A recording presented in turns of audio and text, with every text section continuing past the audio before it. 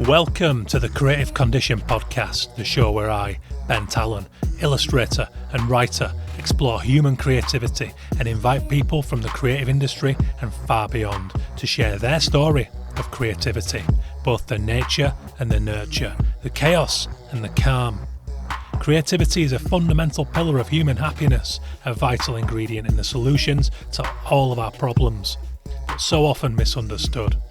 Little by little, I'm building an archive of valuable stories, experiences and tips to help you maximise yours. The show is supported by founding sponsor and B Corp, Illustration X. Take a look at their stunning range of illustrators and animators now at illustrationx.com. If you like the music for the show, it's by Dirty Freud, who you can listen to on Spotify and all good music streaming services. There's a real hit of energy you get from finding out you like something that someone else does, or someone else likes something that you do, especially if it's something that you love. Today I'm joined by Birmingham Design Festival founders Luke Tong and Daniel Alcorn. It's a deep discussion about community, because coming out of COVID, our creative industry has taken time to warm back up. But community is absolutely vital, not just to creativity, but to the human condition and how we thrive as the creatures that we are. It's a good one, it's a deep one. We're going to talk about their experiences founding and running the festival, why it matters, what it does for people, the misses, the hits, and everything in between. This is the Creative Condition. Hello and welcome to the show. My name is Ben Talon. This is the Creative Condition podcast, the show where we seek to fully understand and embrace human creativity. How are you guys? I hope you're well. Thank you for the wonderful feedback on Negin Farsad and Justin Townsend, talking magic mushrooms, cybercillin, whatever you want to call that trippy stuff, and mental health and creativity. What did you think? Some great comments. It was when I got the brief for that one, when I got contacted and I knew there was an opportunity to talk to Negin and Justin, I was on the fence to begin with because it just felt like a wild one. But it really wasn't, and I took it on because I think deep down I knew it could be really good, provided we kept it on creativity and mental health and everything else, and it wasn't just a kind of crazy show where we were talking about psychedelics and disconnecting it. Then I knew it could be good, and I was really, really happy with how it turned out. Both wonderful people to talk to. So go back and check that out if you haven't already. Episode 215 of the show. Hurtling towards that book release. I know a lot of you have started receiving the Kickstarter copies of the book now. I'm doing it in daily stings at the post office, so yours will be coming if you haven't already had it. It's very exciting. The pre-order link is up there now if you want to go and grab a copy and you didn't get on the Kickstarter at bentalonwriter.com. Or the ebook through Kindle is available too. Coming out properly on April the 11th on the other side of Off Festival, where I'm going to be doing a couple of signing events of advanced copies and talking to Stefan Sagmeister on the Friday night in the main room. Be there if you're going to Off and come and say hello. I'd love to see a few of you for a beer or a coffee. WhatsApp's probably the best way to get me. I got messages on Instagram last year and I felt really bad because I missed some and I didn't see people who were there, but it's just such a frenzied atmosphere, and when you're seeing all the talks and when you're talking and doing all the stuff, it's very hard to keep tabs on the comms too because I try and stay off my phone, so apologies if that happened, but I would love to see a few of you, so get in touch in advance and we'll work something out. Going to be recording a couple of podcasts hopefully there too, so more on that in due course. Big thank you to the supporting founder of the show, my key sponsor, Illustration X. Go and check out their global range of illustration and animation portfolios at illustrationx.com. So much good work. So just something for everyone. Live artists, lettering specialists, fashion illustrators, muralists, editorial, you name it, it's on there. Great bunch of people doing wonderful work in our industry, and also a B Corp these days, which is a nice tick. So today we're talking community with Daniel Alcorn and Luke Tong, founders of Birmingham Design Festival. It's a conversation I wanted to have because I've noticed we've taken time to warm back up, and it can be a bit bleak out there, especially in countries like the UK where there's a lot of cloud, a lot of rain, it's very grey, it's very miserable, there's political nonsense in the air at all times from people who don't have our best interests at heart, and it just feels a little messed up, is a kind of way of saying it from what I was going to say. But we have this beautiful industry. It unites us, It knits us together. We mustn't forget that or undervalue it. And that's why I wanted to talk to Dan and Luke, because Birmingham Design Festival 2024 is coming up. It's on the 6th to the 8th of June. Hang fire. June. I had a blank moment there. I knew it was June. 6th to the 8th of June. So head over to birminghamdesignfestival.org.uk and they've got so much good stuff going on. They've got the wonderful shop full of all that design goodies. So go and have a look at that too. And Design Fest Brum on Instagram if you want to grab them, and I know they're also on Twitter/X. I'm not going to waffle on too much today. This is a conversation about community. It's about the need for tribalism and coming together and sharing all our passions to get ourselves inspired, why they run Birmingham Design Festival, you know, when they started it and why, and their backstories. And it's a really lovely conversation. Really enjoyed talking to these guys, and we'd wanted to do it for a while. I remember we had a beer at our festival last year and there was kind of a, why have we not been on the show? And why have I not had you on the show kind of conversation? And what I find is that as I do this, there are people that you've been talking to for years about doing an episode. And I don't always rush it because you need a hook, you need a reason, and you need timing. And I find that when it times and when you finally get round to it, it's the best time for it. And it couldn't have happened any other time, if you know what I mean. So the same way that creativity is on its timeline, and you have to kind of be sympathetic to that to get the most out of it. So that's why we've waited this long. I'm very excited. Get yourself down to Birmingham Design Festival, and hopefully after hearing this episode, it will be the biggest validation that you can get. I'm going to off again this year, and I'm very excited about the very kind of energy that we're talking about today, that collective magic and the way that it empowers you for months on end. And I've got an episode coming up with Athena Akabis, who is an amazing professor. That's one of the things she does. Author. She talks about apocalypse psychology and about bringing together your zombie apocalypse team as a kind of metaphor for finding the right community and the right energy and the right people you can depend on. So it's kind of going to be a thread over the coming episodes as I build towards the Creative Condition book. I think Athena is going to be on the other side of the book coming out, or maybe she'll be right before it. I need to work the dates out, but she's amazing, and I'm reading her book at the moment, and it's just it's a guide to the apocalypse, and it's kind of she calls it mostly serious, so there's a lot of deep, dark stuff in there, but it's about finding the fun in the adversity and coming together. And when you're in a group of people, it's just so much easier to tackle those things.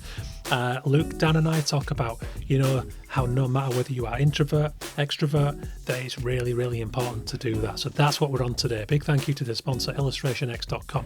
I'm not going to prattle on. I'm trying to keep these intros a bit shorter because I do waffle something chronic. Get your thoughts, please. hello@pentalon.com. Hit me up on the socials. I'm on Twitter. I'm on Instagram and LinkedIn. So give us a shout. Shout about the show. Any subscriptions, reviews /ratings are really, really valuable. So please do go and do that. I see the reviews creeping up on Spotify and Apple Podcasts and everything else. That's about it from me. Enjoy this conversation with Luke and Dan from Birmingham Design Festival. So we are both in the same building. This is a place called the Joint Works, which is a co-working space in the Jewellery Quarter in Birmingham. Very nice. And our design shop that Dan heads up is just through that door. That lady is called Sammy. She looks after, she's kind of front of house for us. Dan and I are on the management team of this space. It's the company that Dan works for. The owner of that owns this building. So it's his office, but it's also a big 3-story co-working spot that we are based in, and brilliant. It's very nice. We sit next to each other usually at these Macs just there's all our mess, so that's where you find us most days. Nice. Well, thanks for having us, Ben. It's nice to be talking to you. No, my pleasure. Thank you for taking the time. Yeah, it's been long overdue. I feel like we rattle on about the festival a lot, but it feels nice to be talking about community. Felt like that was the vibe and stuff that you wanted to talk about, and that's a big part of what we do and why the motivation, but it's not something we actually explore very often. It's always been a major thing, in my own career. It's the big, I would say it's probably the most magic out of everything. There's a lot I love about our industry and about creativity, but I think the connection and the I'll never forget that. I always talk about it, but the day of walking into art college and that transition from school to this big old industrial space where people were just, a hive of activity and people who were just excited about things. That to me is just irreplaceable and something that I've chased ever since. Finding your people is such a joyful moment where you're like, oh, I'm not the only one that cares about this stuff and is nerding out on these same things, and that just draws you into community with people immediately, and that's what we love about it too. Yeah, absolutely. Well, before we get into the festival, if you don't mind, I just wanted to touch briefly upon your own backgrounds. I'm talking like childhood, like what are the roots? Give us a snapshot of that if you could. Yeah, I can start. I guess my childhood, I grew up in a village, so I think a lot of my childhood was spent trying to not be bored. And I think that very much led to having a bit of a creative brain, having to be more creative with play because there's no one to play with. And um, yeah, and I just kind of always liked making stuff, and that very, very quickly became making stuff on a computer as soon as computers were in my periphery, and just experimenting and dabbling and just enjoying the art of creating stuff, whether it was creative writing or drawing or recording stuff. Like I was just kind of always doing something that was making or creating something. Um, and then at school, I'd start doing like magazines and newspapers and things like that, and then that became websites. I just kind of quite like filling my spare time making things. But I say that as though it's purposeful.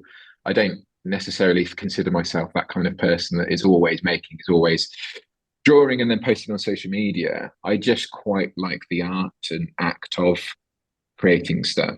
And it doesn't really need to be for anyone other than to fill my own time. I'll let Luke answer that now as well.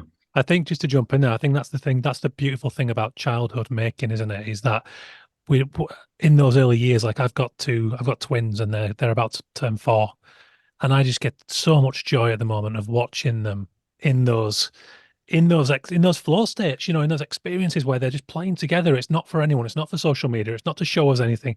They're just doing it, and that's their way of learning the world and filling their time. And it's really beautiful. Yeah, it's funny. Well, I've also got 3.5-year-old twins, so it sounds like we're in a similar boat. Yeah, I think I'm still very much in that state of I'm quite happy creating something and people not seeing it. Like I'm not particularly active on social media. I don't feel like I've got anything to say that I need people to hear.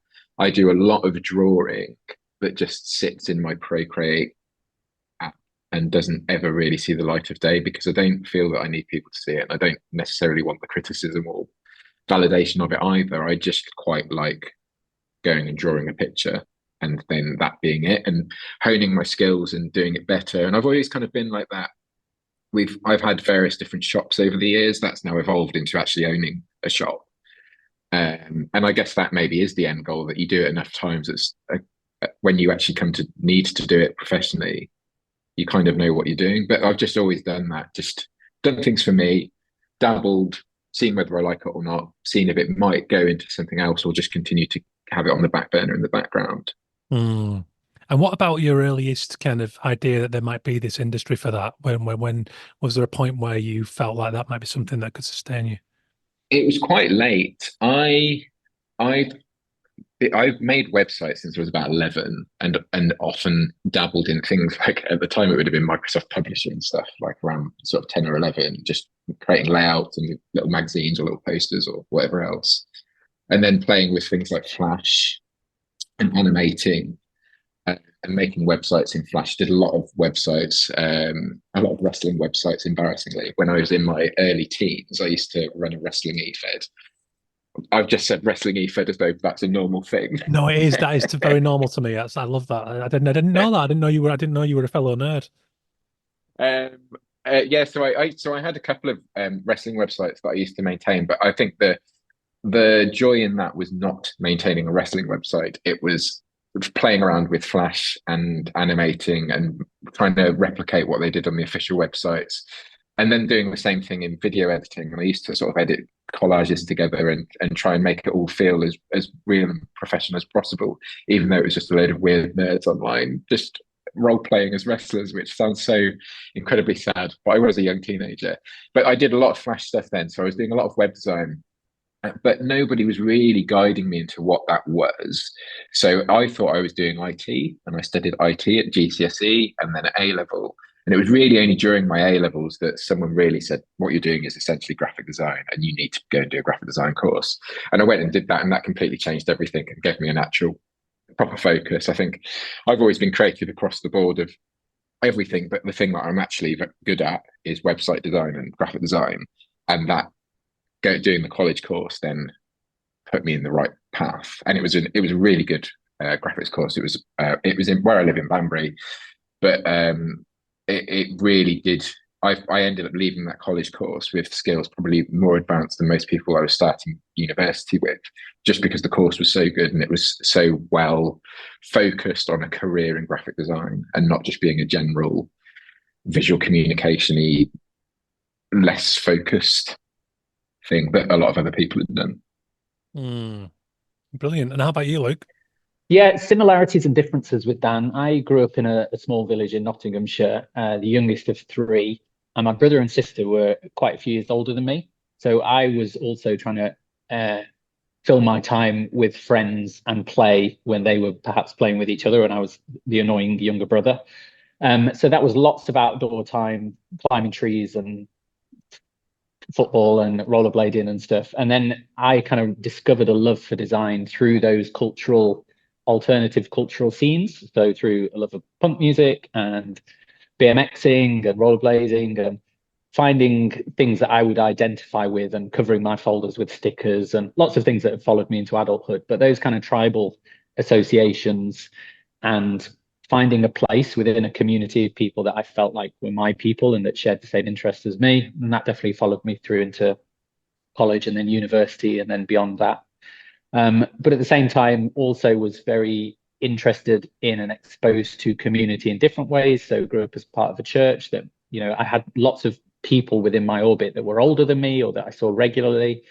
And through different holiday camps and loads of different things, this idea of like networks and communities became very important in my life. And the idea of having, circles of not influence, but circles of people that I was a part of and things that, were regular. And so I was definitely looking for that through school and particularly into art college. And then especially at university, I was not sure whether to go to Brighton or Falmouth. And the thing that really swung it for me at Falmouth was that it was much smaller. And I felt like, I really want to get to know people and not just be lost in this sea of 30,000 students. I'd rather be with 3,000 students and probably have a chance of making deeper connections with people. And that definitely happened. And I think then I spent the next decade looking to recreate that and looking for those people and that buzz of this is people that, fellow nerds that care about this stuff. And you all disperse into different corners of the UK and wound up in Birmingham. And then through meeting Dan and other people that are in our friendship group, definitely felt like, this is what I've been looking for again. Like these are the people that are doing stuff and care about things. And when Dan suggested setting up the festival and all the other things we've done, it just felt like, this, all of my life has been culminating in these things. Like this is an outworking of the stuff that I care about. I've always been a print nerd, really cared about brands and artifacts, like the physical things of pin badges and objects and stickers and all of that stuff that helps you feel part of something. And so that plus the people side of it, which is a big part of where Dad and I kind of focus our attention, just really comes together in the work that we do that's kind of extracurricular. So it's not on the clock, it's not paid for particularly, it's not commercial, it's because we love doing that stuff and we love the outcomes of that stuff. And that's why it feels like a huge privilege, because it feels like we've found and we're building community in a place that needed that and that can facilitate that. And I don't think that's not everywhere can necessarily do that or has those ingredients. No, of course, and everywhere varies in that regards. So what was it about Birmingham that made you feel like there was an opportunity to do this? I think I used to attend a meetup that Dan ran, and there were loads of people around in the creative scene who I didn't know through work, but I knew through attending events like that. And I met people and I was like, oh, there are people that do it as a job, and then there are people that really feel that as a vocation, that they're drawn to something. And you you identify those people very quickly and very easily, because they're the people that are doing stuff and getting involved in things. They're speaking at events, they're making work and putting it out there. Social media has always been a big part of my practice and my interaction with community. And so finding other people that were visible and identifying as a designer in Birmingham, or a creative in the scene, it meant that you could find each other quite easily, and the algorithms were working back then, and you could easily kind of figure out who was who. So for me, then it was a case of, when two or three of those people gather together, stuff does happen, because you've got ideas and you've got energy and you want to do stuff. So that was the journey for me. It was, I don't know about you, Dan. Yeah, I think I because of when I finished university, and even through university, I didn't particularly feel that there was anybody quite as passionate about design as I was in and around me. And my first couple of jobs, I worked in-house at a catalogue retailer. I was the only designer there. I worked in-house at Aston Villa Football Club. There was a team of 4 designers there, but obviously the entire club is completely structured around football, not the creative industries. So it definitely felt like I was not getting the peer enthusiasm that I wanted throughout the day. And then I've got my best friend is also a designer, but he was far away. My other group of friends from college and uni, they're all far away. So I didn't have anyone in the immediate vicinity that I could directly relate to from that point of view. So it was a case of going out and trying to find it. So Luke mentioned that I ran a meetup, but before I ran it, I attended it. That's how I got to know pretty much everybody in the city. And that was at the time simply just a group of, I think, 3 or 4 designers all working at different agencies just said, oh, well, what if we all met up at the same bar on a Thursday every fortnight? And that happened for sort of 2 or 3 years before I took over the running of it. And then I ran it for another couple of years. Pretty much everything that we've done has stemmed from that.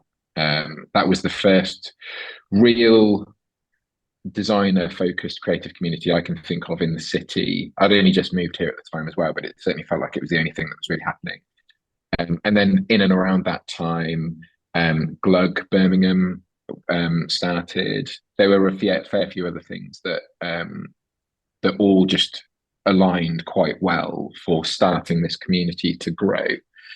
And I think that then I'd found my people, and pretty much everybody that I met in those first 2 years of living in Birmingham, going into those meetups and events, I'm still in direct contact with, still very friendly with, have founded festivals with. It was such an important time to be here. I often think about what would have happened if I'd have moved to Birmingham 3 or 4 years earlier or 3 or 4 years later. I would have a very different position in the community, I think. Yeah. There's something really lovely about, particularly in both instances there, Luke, like you mentioned the church, which is an interesting one. And are you aware of Micah Purnell? Yeah, I'm friends with Micah. Yeah, so my studio used to be a few doors down in M1 in Manchester from Micah's studio. Yeah. So we saw a lot of each other. And I know Micah's from a church background too. And and he spoke of that influence in terms of his use of words within his work.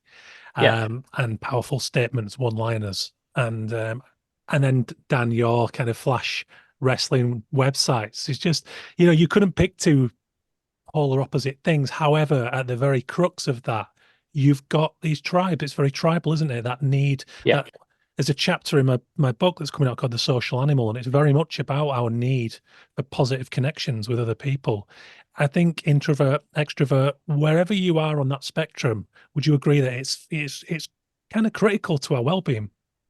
Yeah, 100%. I mean, I'm definitely an introvert who's battled shyness and figured out how to put that to one side to be able to do some of the things that we do. And for me, the joy, especially of working in the industry, but being in a co-working space with Dan, is the need for people and interaction with people. And even we need time to do deep work and headphones in and maybe work from home days, but actually when we're here, the amount of serendipitous meetings and bumping into people and new people coming in and conversations in the kitchen over a cuppa. They are the glue that holds everything together, and they're the oil that makes everything work, and they're the real joy bits for me in what we do. And we often say this, that the festival is like the highlight of what we do, but it's a year-round process of making that happen. And that's why the people that we surround ourselves with, and the team and the volunteers and the speakers and all of those interactions have to be enjoyable, or the majority of them have to be enjoyable for us to want to do it, because it's a lot of hard work and energy. And so people are really the focus of the whole thing. Like that's it, whether that's working with Dan and the two of us spending a lot of time thinking about things, or the people that come and attend and enjoy it. People always talk about the vibe being relaxed and fun, and it's all about people and serving the community, the design community, how best we can. It would be very dull and boring if we were just doing it for ourselves. It would be a lot less stress probably, but it is about meeting other people and facilitating. And we all know that design's quite a small industry, and lots of people know lots of other people. So yeah, I think the heart for people and to help people is why we do what we do.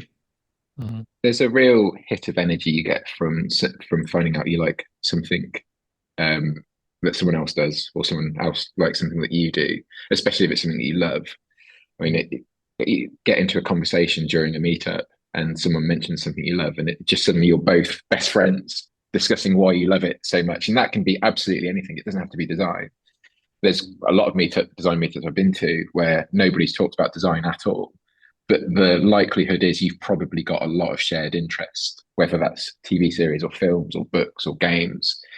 There tends to be a certain character type that go into different industries, and you're likely to meet your soulmates at those kind of events. And I think you hit on something important there, because design is in every aspect of our lives, whether you're in the industry or not. You can't escape it. It's a part of our society and our cultures, and therefore it can be applied to anything. So regardless, you find those little things, like you mentioned personal work and the importance of that. What I've been increasingly referring to as emotional creativity, the stuff that you do to express something inside yourself. That's what tends to come to the fore, isn't it?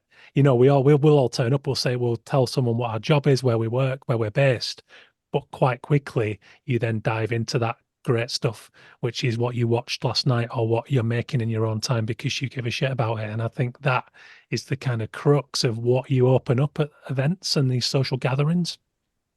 Yeah, definitely. And that it unlocks new levels of depth of appreciation for people, or understanding with people who's like, oh, actually, yeah, we both love that same band, or we were both at that same thing, or we're both into the same brand, or we both, we're into wrestling at a certain time in our lives, or whatever it might be. That those little layers of connection that builds that kind of trust and understanding. And then there's a new depth to those relationships.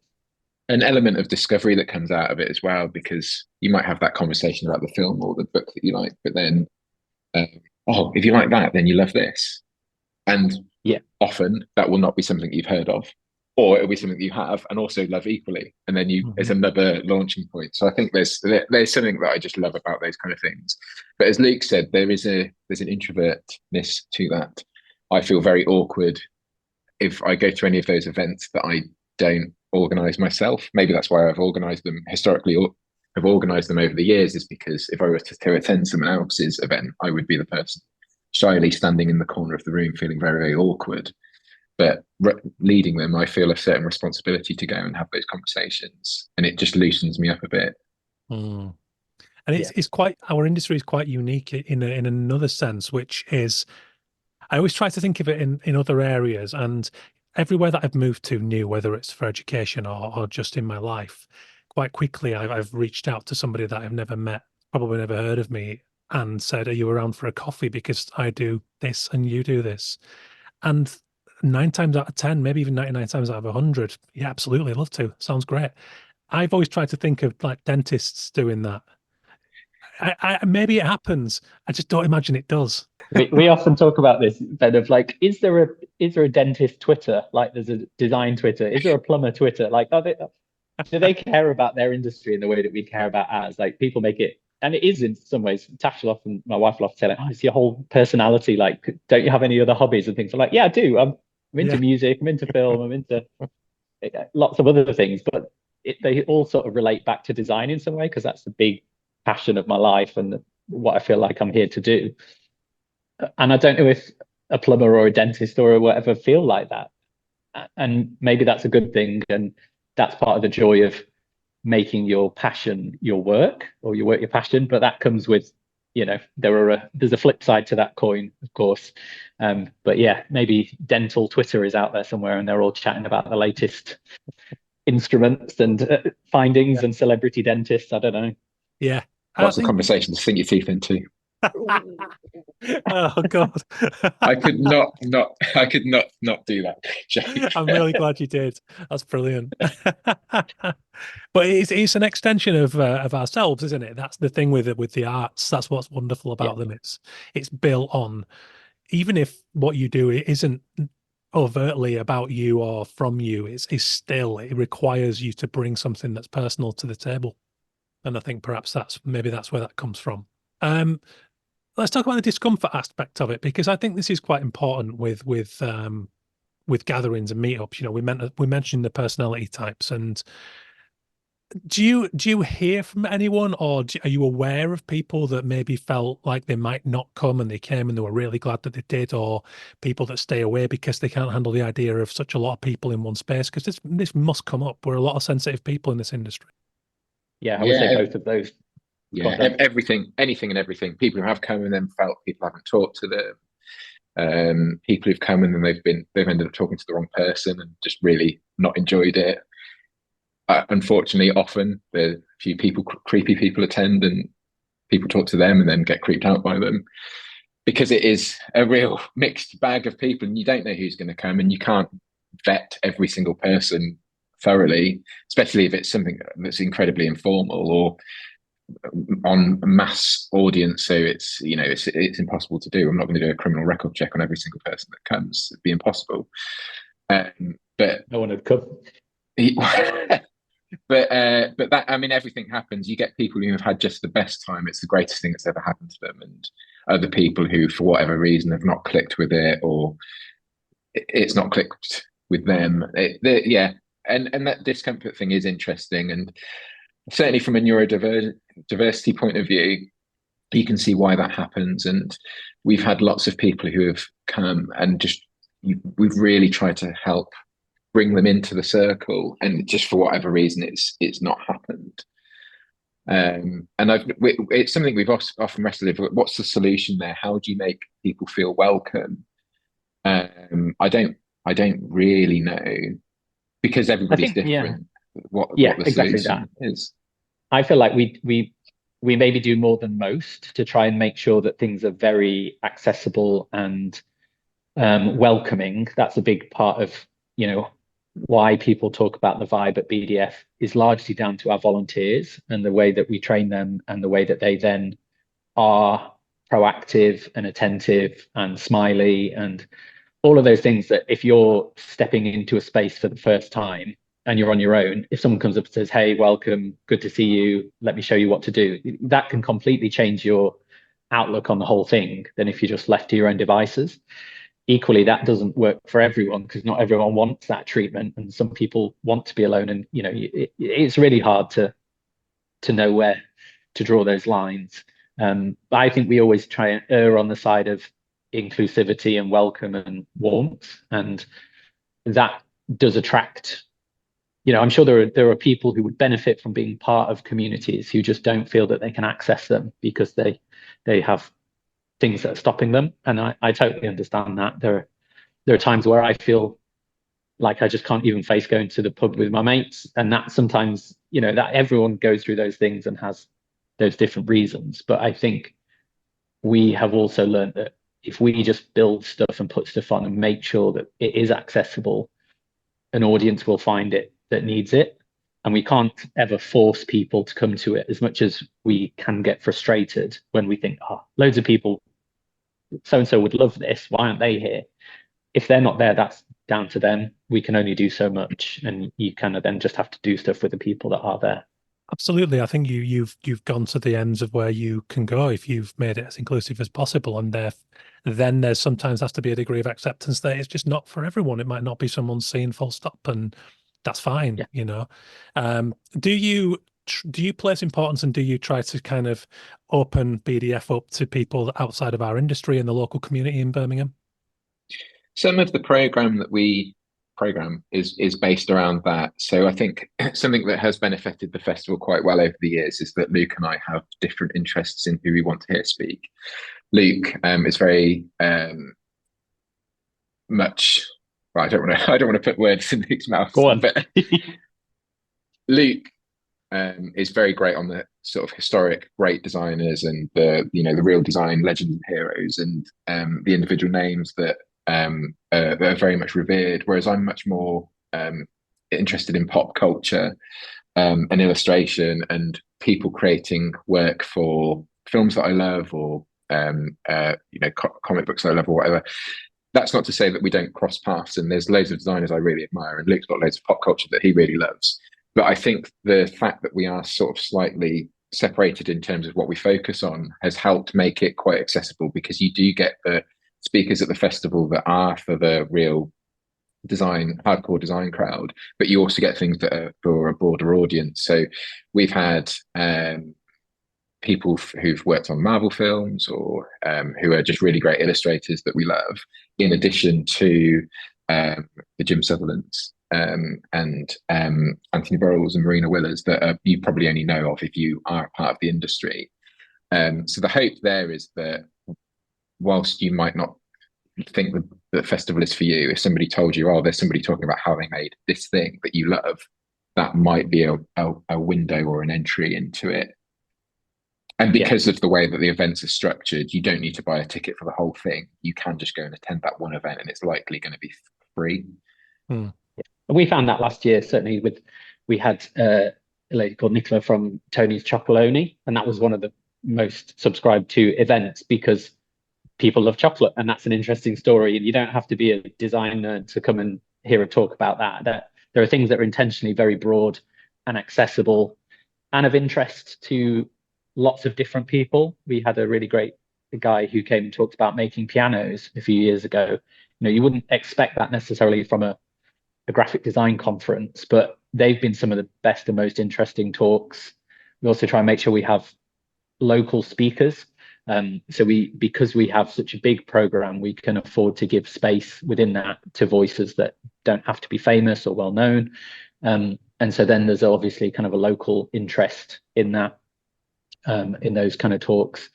So that breadth is really important to us because we don't want to be gatekeeping or just, maintaining the status quo. We want to be engaging with anyone that wants to engage with what we're doing, and while maintaining a quality and an excellence and getting the world-class speakers and the big names, etc. So that's a joy that we have in programming, to try and be broad in our thinking and try and invite other voices into that stuff and that's another thing that's challenged us. Early on we would program, I'd be like, right, who do I want to hear from? I'll pick all of my friends in industry and design heroes and we'll get them all to Birmingham, and that'll be amazing.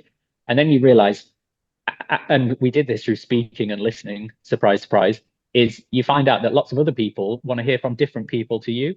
And we asked our audience, like, who would you most want to hear from? And it was a guy in industry that I was not such a huge fan of. And then there's a challenge of like, okay, do we risk putting people on stage that we don't personally gel with? And we did that, and it turned out he was one of the nicest guys ever, and it was really successful. And so we've learned those lessons, I think. All right, speaking for myself, I certainly have, that BDF isn't just for us. It's by us, but it's for everyone.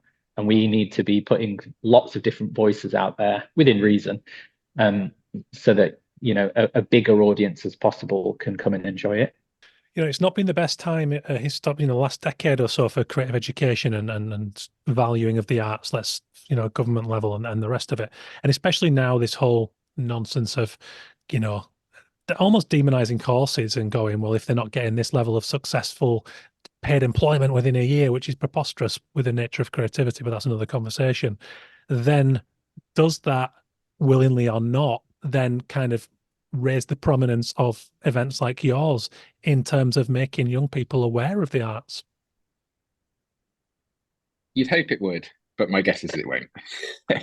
You don't know Yeah, what you don't know. You don't know. And I yeah, think that is a problem that we've always wrestled with. And as we talked about trying to make the events accessible and having those events that are sort of broader and for a wider audience, they still need to know that it's happening. And there's a real challenge in being able to do that, to letting the people who might be interested in seeing how a film is made or how a piano is built.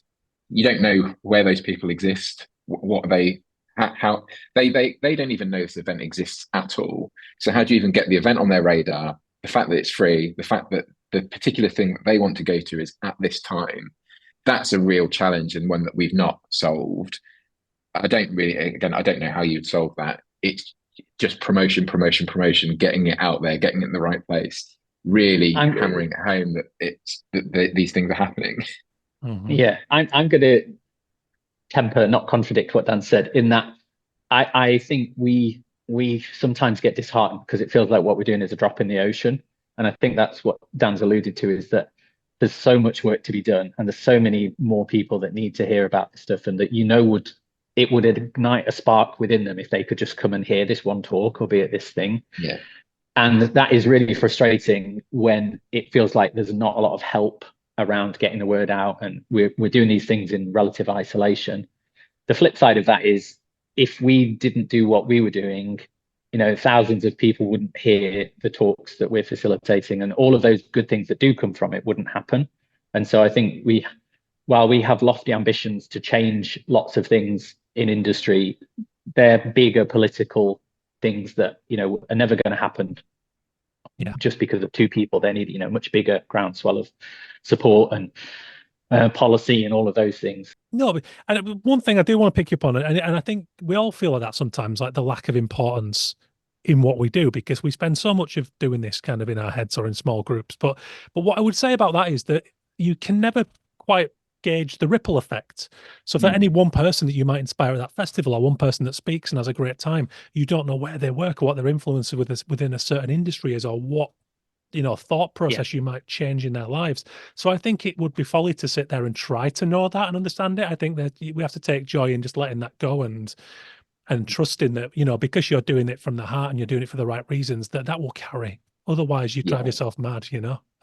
Yeah, that's a big part of everything that we've done over the past 10 years or so.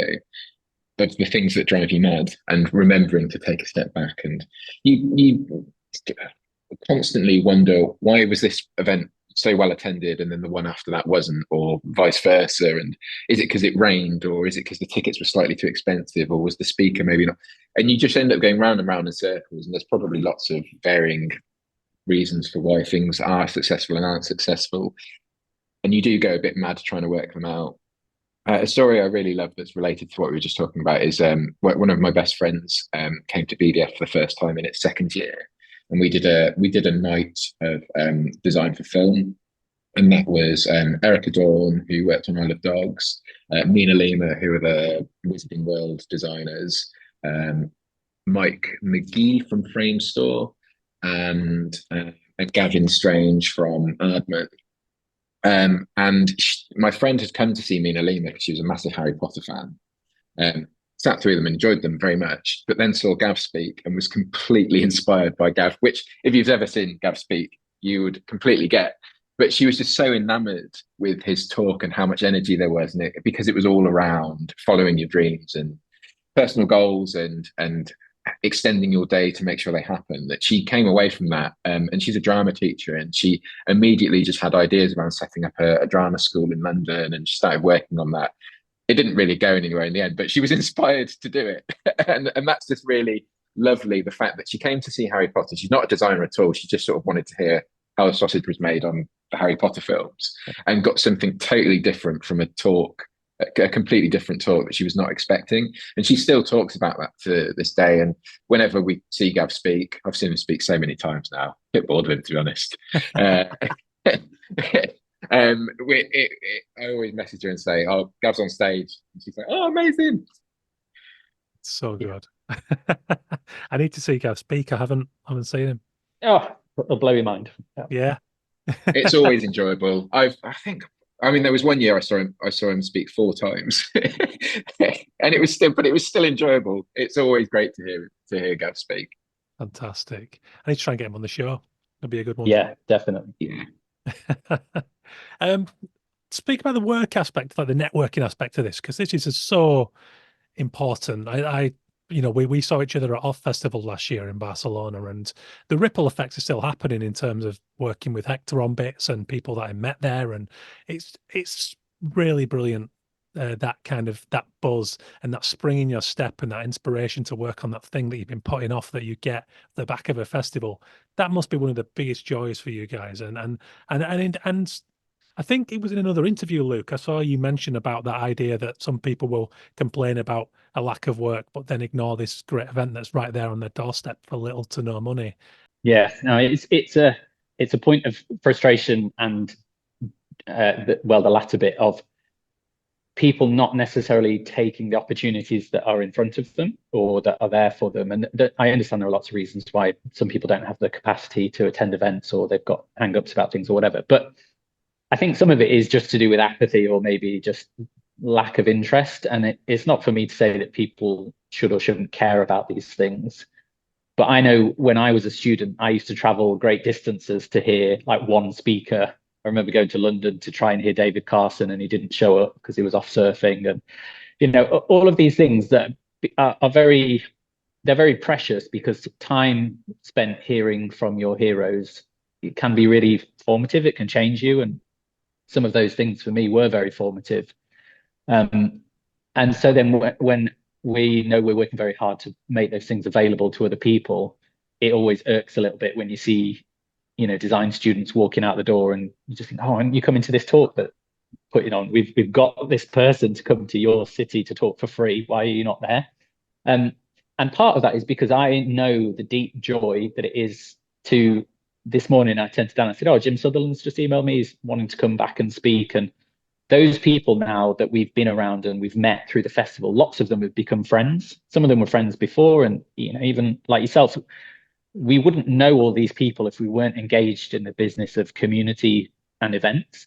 And the bit that is really exciting is those things turning into friendships. We spent time with Gav when we were out in Spain. He's a friend now, but he wasn't before BDF because we didn't have those things in common.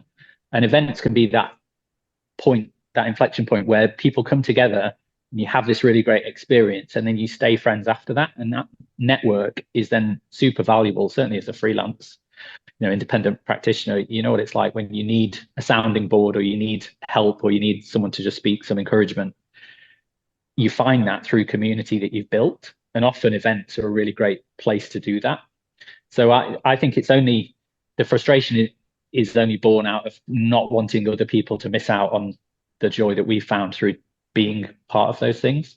That's certainly it for me. Yeah, and to your point about sparking those ideas like that, I think that's probably the main thing I get from being at talks. And I've wrestled over the years exactly what it is that triggers it. I think there's multiple things. I will frequently go and watch a talk and realize I've not actually listened to any of it. They've said something early on and my brain has gone boom and just planned out an entire project. And sort of last year, it was actually during off, I realized I'm fine with that.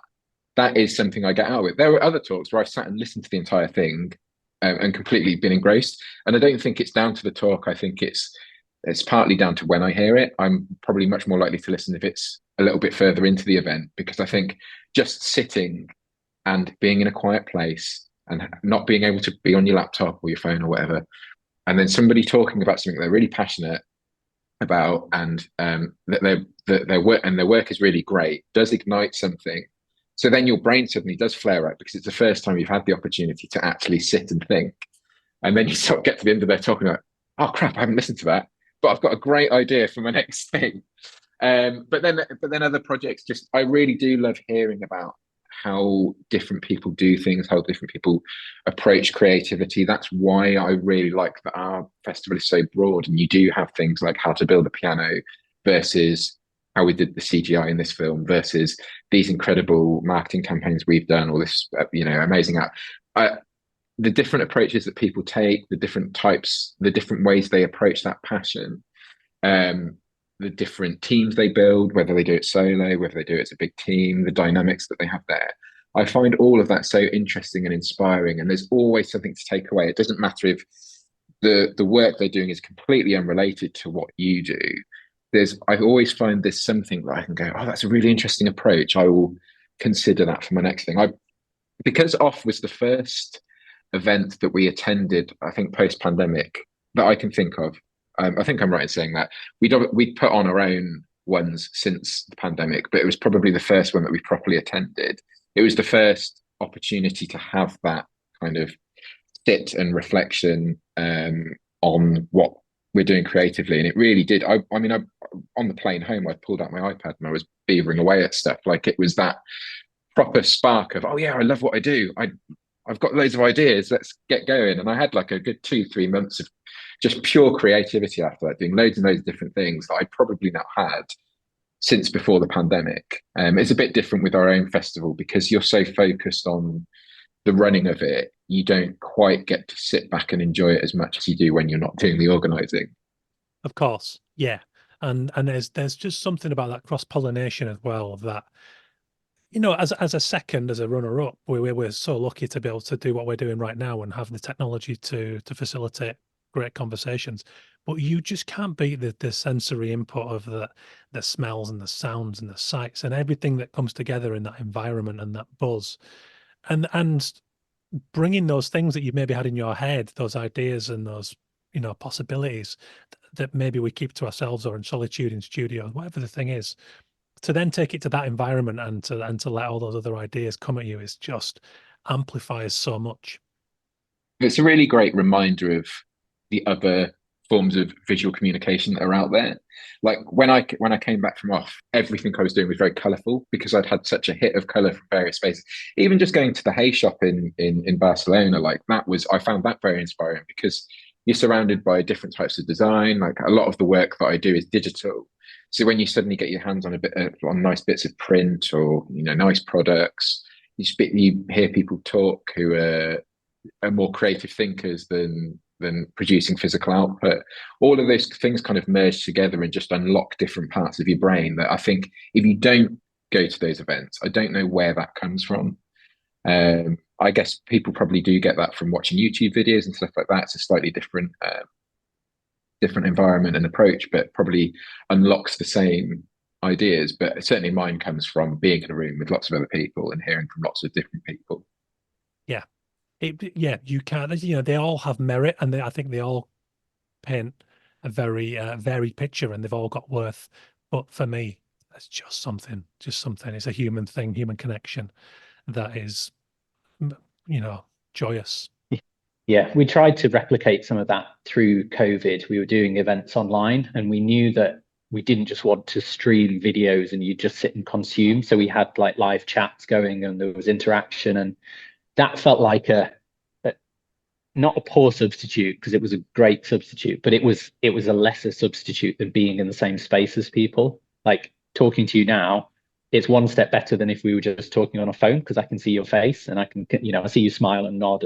But if we were in the same room, that would be an even deeper connection. We'd be sharing the same space together. We'd be having a cup of tea. And I think the real magic does happen when you get in the same space and it's the little serendipitous things. It's the interactions, it's the hugs, it's the going out for a drink afterwards, it's the conversations on the flight on the way back, or the unpacking of things. And it's giving your brain space to just wander and discover new things and hear new things. Like Dan said, that's so much of what we've done has been planned and car journeys on the way back from talks, where we've just had the time to sit and chat and absorb and discuss and be away from the screens together. And those times are few and far between and precious because of how busy life is and how much screen-based work we all have to do. But yeah, you can't beat just getting in a space with people and seeing what happens. You can see that in reactions to things like comedy. If you go to watch a stand-up, the room is laughing together at stuff. you watch that as a Netflix special at home on your own, or even with just one other person, you're not sitting laughing like the audience is. It would be weird. Yeah. And I feel that same level of engagement. Like you you could watch Brian Collins speak via one of his posts on LinkedIn. I think he posts the talk he did with Adobe quite a bit. And a lot of that content I've heard in person. And the difference in my brain's engagement with hearing it in person compared to when I first watched it digitally is so different. I think even just the fact that you feel like you have to concentrate when you're doing it in person, as opposed to if it's just on YouTube and we're just watching it, like I might get a text message and I'll just sit there and reply to it and then realize I've just missed like 2 minutes of insightful anecdote. I think, yeah, that being in the room is there's no substitution for it. Yeah. It's like the difference between listening to an album that you love and it's a joyful experience, but go and see the band live and you're hanging on every second of that because you've paid for that experience. You know it's a rare thing. There's the human connection. You don't want to miss it. You can't hit pause and go to the toilet or whatever. You have to really be present in that moment and focused. And it's a shared communal experience with other people who are also loving it as much as you are. And I think that audience bit that Dan just mentioned then of like laughing together, we often will sit in the audience at the events that we do and feel it from an audience perspective, and you hear people laughing, and that for me is where a lot of the joy comes from, of like, oh, people are really enjoying this, people are getting it, and you're part of that too. Yeah. And you did all that, and then you did it together. You've got that for the rest of your life. Then you all share that experience that no one else can in the same way. We still talk about talks that we heard 10 years ago, both good and bad. Like there's a few talks that are infamously bad, and people frequently not that we organise. We never organise a bad talk. One or two. But there's talks. There's a couple of notorious talks that happen in Birmingham that people always bring up to me, and because they were so bad, and that's just as fun as talking about remember the when as well. Yeah. But I do Shared think experience. during the pandemic, a lot of that stuff people forgot that they enjoyed it and forgot why they enjoyed it. We saw audiences down post pandemic across the board, not only our events, but kind of everywhere. And I feel like this too. I don't go to gigs too much anymore. I don't know. I don't want to say I'm too old. I'm only 37. But I've certainly lost my desire for going to gigs, but I do frequently go to my favourite bands. So Idlewild, I must have seen Idlewild about 20 times. And I always book tickets whenever they're touring. I always book tickets for Idlewild. And I will spend the build up to that thinking, oh, can I be bothered? Like, it's a late night. It's going to be loud. My ears going to be ringing the next day. I've got quite bad tinnitus. And even when I get to the venue and the floors are sticky and it's cold maybe, and then as soon as a note plays, I'm like, oh yeah, I fucking love this. It's and then just gone for the next like 2 hours, just having the best time. And it's all the same songs that I've already heard dozens and dozens of times live. Very rarely changes, but just a reminder of why I love it. It's because it is a different experience. And then I'll forget again. And then a year will go by and I'll book tickets again and go through the same process. But I definitely think that happened with arts and culture events during the pandemic, and not just events, co-working, coming into the office. People forgot the good bits of doing that. And I think it's taken quite a long time to get back round to being where we were pre-pandemic and be, oh yeah, I do like going to the office because I get to chat to people properly and I'm not just in my own little silo. I do like going to events because it is different being there and it is different networking. Yeah. And that solitude can be dangerous. I've certainly been guilty of too much time in my own head and overthinking and negative thought spirals. You do. It's human nature. That's why we have to have that balance of solitude and interaction.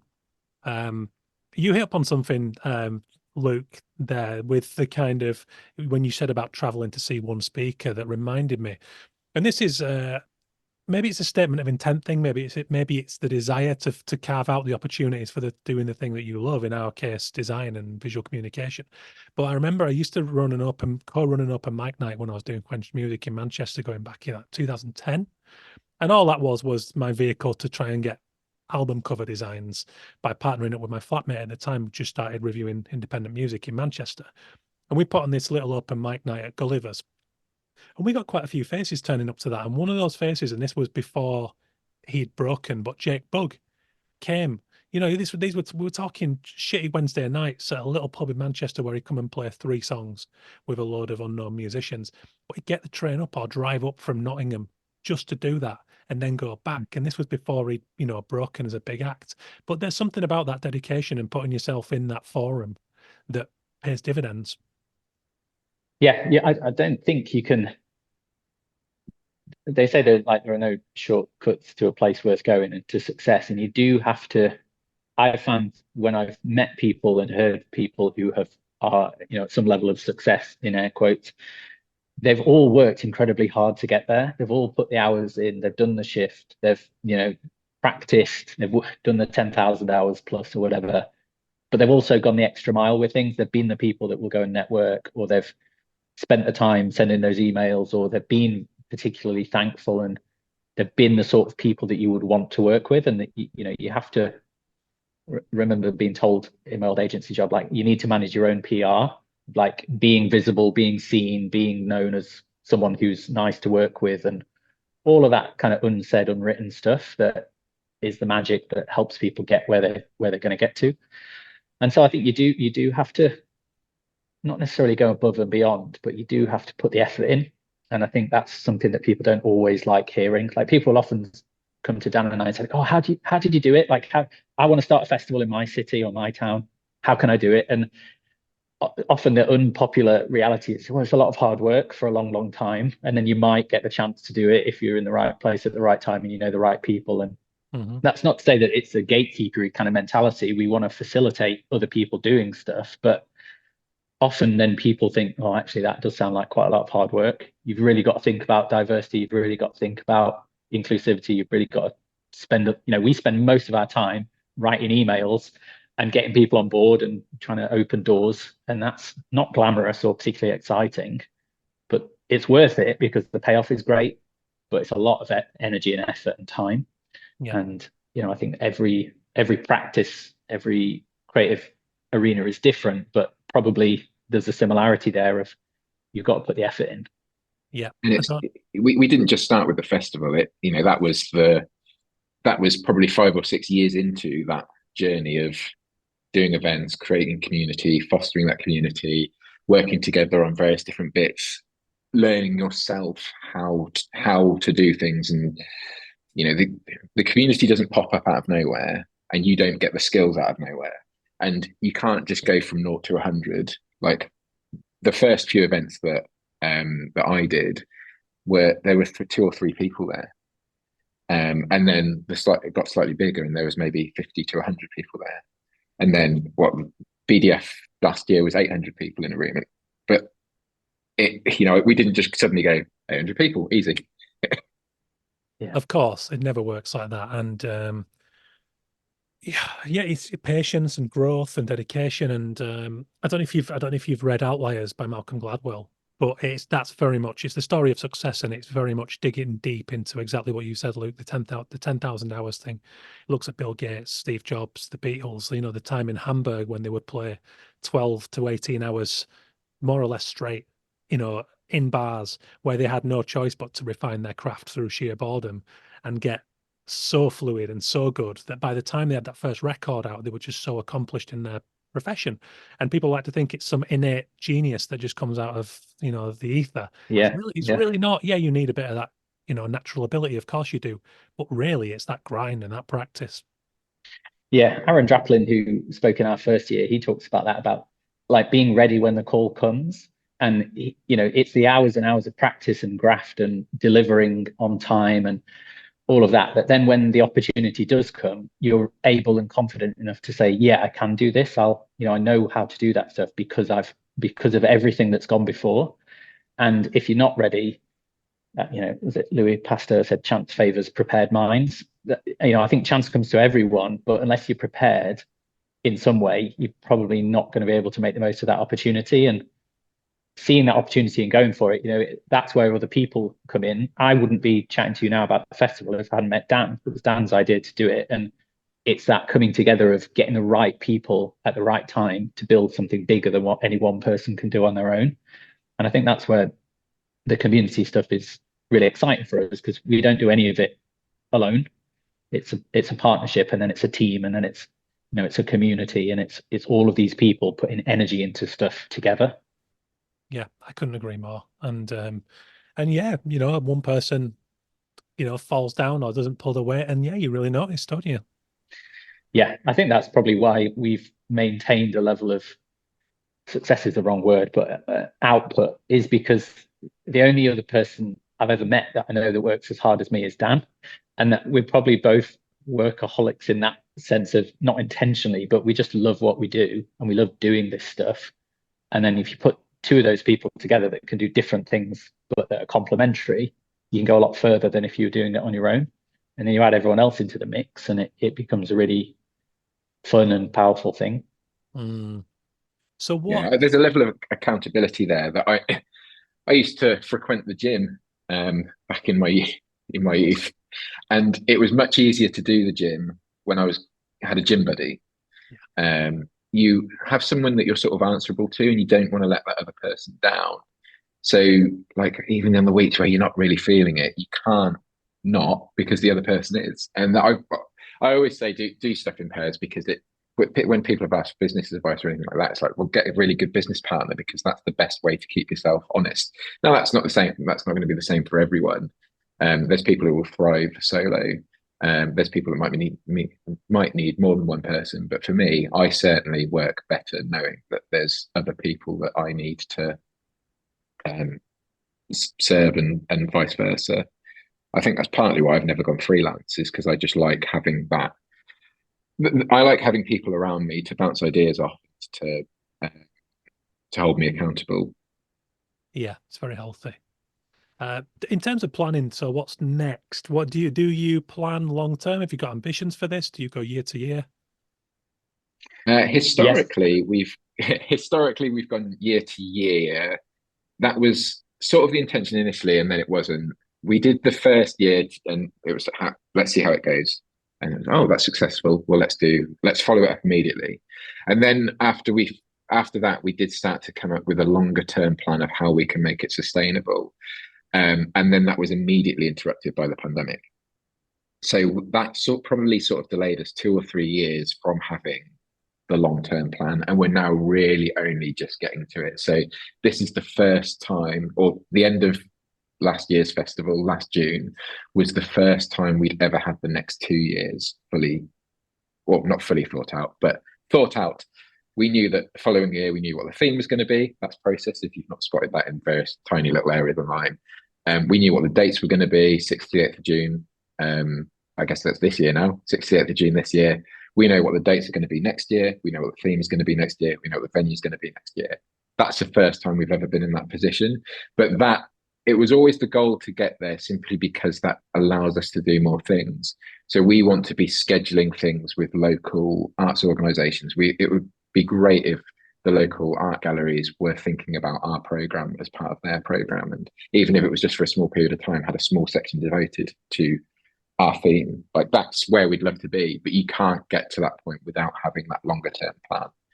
And over the years, things have then suddenly emerged that have become part of that, and part of our long term planning. So the shop being one of them. The shop was first talked about in 2019, and we were like, it would be great if we could do something like that. It feels like something that we'd like to do. It would be a fun venture, a good way to promote the festival and us. It really only came to fruition when space became available in our co-working space, and then it became an actual plan, and now it's part of our long-term goals. And again, it's then thinking about what's realistic for the next year, where would we like to be. So the actual answer is there's been a real balance over the years of lots of short-term planning and the hope for long-term. I would probably get overwhelmed if we had a 10-year plan where we knew exactly what was happening. We think like, oh man, I don't know how long we'll be able to keep this up. The hope is that one day, this could employ us people, and, it can be more of a full-time thing. We still do it in the margins of our lives, which are busy anyway, but I feel like there's so much more we could do if we had more time, and time is the commodity there that, you need to pay for that somehow, to pay for your mortgage and everything. So I think there's a lot of work still to do. There's the great thing is we're not going to run out of amazing people speakers. There's new generations that are coming through university and have never been to BDF because they weren't even in the industry at that point when we were first doing it. So it could keep going. And I think that for us as well, we've got bigger visions than just BDF and just the local community. There are bigger issues that maybe we've touched on earlier around industry, and there are things that we're modeling here, like the survey that Dan mentioned, that is a local survey. Maybe it was a previous conversation, Dan. I can't remember. It was the previous conversation we were having. It was it's all blending together. Yeah, it is. We run an annual survey that kind of takes the temperature of the local community, and we believe that you can't really improve something until you know more about it. You can't improve what you can't measure, and so we've been doing that for a few years. But there are things like that I would love to see as a national piece, whether it's run by us or other people, that can help more people than just our local community. There are things that we're trying to model here, or that we're part of internship schemes and mentorship schemes and things that feel like should be bigger and should be more national things, but we can't do them on our own, and we can't do them immediately. We need bigger partners and bigger visions on board, but they might happen one day off the back of what we're doing. I think something we've become aware of in the past year is, and we've historically been quite good at not doing this, but I think the past year we've slipped out of it, is biting off more than we can chew. So we do all of this in our spare time, and spare time is a commodity that really flexes and shrinks depending on what's happening in your day job, what's happening in your personal life, what's happening in your family life. We've had a lot of things over the past years that have affected the business that have not been caused by us. They've kind of landed on our doorstep. They've sapped our time and energy, and then meant that we've not been able to do the things that we sort of promised we would. Things like that. We run a mentorship scheme that kind of fell apart a little bit this year because we just did not have the time to do it and think about it. And that, I feel very, very guilty about that. It was free, so maybe I shouldn't, but I feel like we've let down people that had signed up for that. And I'm very, very we've been very mindful now about maybe managing that time a bit better, that our spare time is not always going to be infinite. There will be things beyond our control that will affect it. So to just carefully curate and manage it a little bit more, and make sure that we don't do things like promise a mentorship scheme for the year and then aren't able to actually deliver it. And that was the first time that any of that stuff has ever really happened. But something that it made me think about a lot is that we have conversations with other people who run events who've been doing it for, say, 10 years plus. And that's really, I think, where the full kudos goes is the longevity of it. We've seen a lot of events burn out after 5 or 6 years. We're at that 5 or 6 year point. I can definitely see why they burn out, because, if in 5 or 6 years time from now, if we're still having to do it in our spare time, I don't know what that looks like. We might still have the energy for it, but we might not. So I have full admiration for the people who've been doing it for longer, even if whatever they're doing is at a smaller scale. What made me think about this most recently was Gab in Glasgow, Jam Hot, who are amazing and run a great event there that we spoke at a few years ago. I went up to see Brian Collins, and Graham is always so supportive and very, very kind with his words about BDF. And he was telling other people, their event is on a much bigger scale, blah, blah, blah. I admire them more for how long they've done it than the scale of ours. The scale ours has grown to, because it does seem unthinkable to me at the moment to go 10 years doing that stuff and still having the same energy for it. I hope that's where we're at. And this is not me saying I'm bored of it, because I'm certainly not. I'm still got the same energy that I have, but I can definitely see, 20 years. Like, how long's been off going? 20 years? Is it 20 years? It'll be 25 next year. That's incredible to keep going with it for that long and still have the same energy for it. Is absolutely amazing. How long do people last in their jobs? 2 or 3 years mostly. I've been in mine nearly 8, but I think my hope is that we continue to have the same passion for it in 5 years' time, or have worked out a way to make sure that we do. And I think that's the long-term thinking, is making sure it's sustainable. You're absolutely right, because you have to be sympathetic to yourself and your sensitivity and your personality and your broader life. Otherwise you do burn out. And I've had the same experience with this podcast. It's 7 years now, and it's the same thing. It's ebbed and flowed for that very reason. And I really, at the moment, I'm probably as passionate about it as I've ever been, because with the book coming out and everything, it feels like it's starting to grow into the broader model.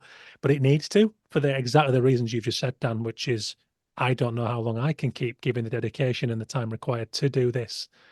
I love it, and I will always be doing it in some capacity. But if I'm to keep maintain it weekly and to grow it, then it probably needs to take up a little more of my time, which has to pay because we live in a capitalist system, you know? Yeah. Yeah. My wife often says, "Oh, yours and Dan's capacity is so big," and I've often thought like, "Oh yeah, we have a limitless capacity. Like, let's just add another thing in. Let's just do another thing. We don't suffer from initiative-itis, but there's so much stuff that we want to do that it's easy to just keep adding extra bricks onto the pile. And then, like Dan said, you realize that actually we've all only got a bit of spare margin in our lives for emotional and mental capacity for things. And if other things swoop in and take that space, very quickly stuff can start to fall down. That well-intentioned, you've thought, oh yeah, this year we'll do these 10 things, and then 10 other things come in. You can't do 20 things. You've got to put, your focus and attention and energy can only go somewhere. And so we've definitely learned those lessons that with all the will in the world, circumstances outside your control can conspire against you. Illness can come in, problems, legal things, who knows what, but stuff just happens in life, and you need to maintain a bit of spare capacity somewhere to survive that stuff. So yeah, we're learning. Yeah, I think so. One of my big pet peeves is people who talk the talk but don't walk the walk, and we meet a lot of those kind of people with what we do. Lots of people who say they're going to do this incredible thing and it's going to be the best thing you've ever seen, and then it never materializes. And I've kind of prided myself on never being that person. I think I've generally always followed through with anything I've ever said that I'm going to do. I can remember I registered the domain for the festival on my birthday. That tells you the level of life that I lead. But I did it, and I just sort of said out loud, I just registered the domain for a festival. And someone in the office went, "Oh, add that to all the domains that you never never see the light of day." And I'm just like, "No, I'll definitely do this one." And obviously, we did. I definitely do have those domains. I've definitely got lots of domains that don't see the light of day, but I've also not publicly shouted about them either. So it's always been a pet peeve of mine when people do that, when they sort of their energy seems to come from announcing something but never following through. They seem to get the kudos from sort of good thoughts but not good actions. And so prided myself on not doing that, but the fact that a couple of things did slip this year really does bother me. So I think we do need to just get a lot more mindful. Something we've talked about a fair bit over the past year with various different people is I think when we started doing this, I didn't realize that we were setting up a business. And that's probably been the biggest learning over the past few years, has been like, we talked about doing a festival. We set it up as a business. We set up on Company's House. We wanted to do everything legitimately. We knew that then meant that we were doing annual tax returns and things like that. So from a very pen and paper point of view, I knew it was a business. I didn't really realize it was a business, and I would have to think like a businessman, and I would have to be customer service to people whose tickets were missing, or all those kind of things that come with it, all the things that sap your extra time. I wasn't really prepared for it. That's quite naive, because I thought it was just an extension of the events we already did, and those things kind of come and go. You have a big build up to them, and then they happen, and then you can not think about them for a little while. The festival and Birmingham Design as a whole is a lot longer term than that, and we keep adding stuff to it that's very business led, like the shop. That is an entirely separate business to what we do, and it was just it's just things that occupy my brain that I just never expected to. Yeah, and I think that's difficult because I feel like fun is a big driver and joy is a big driver of what we do. We do things because we love doing them and we get a lot of enjoyment out of them. But there is a serious side to all of that, which is other people's expectations. You can't manage all the time. Like, people see BDF as a big event and as a national player in that scene because it has become that. But we're still just Luke and Dan knocking around in Birmingham, trying our best and having a go. And we're not some big business conglomerate that know what they're doing. Everything we do is like a hit and hope. Like, oh, hope this works. I hope no one dies. Hope this is good.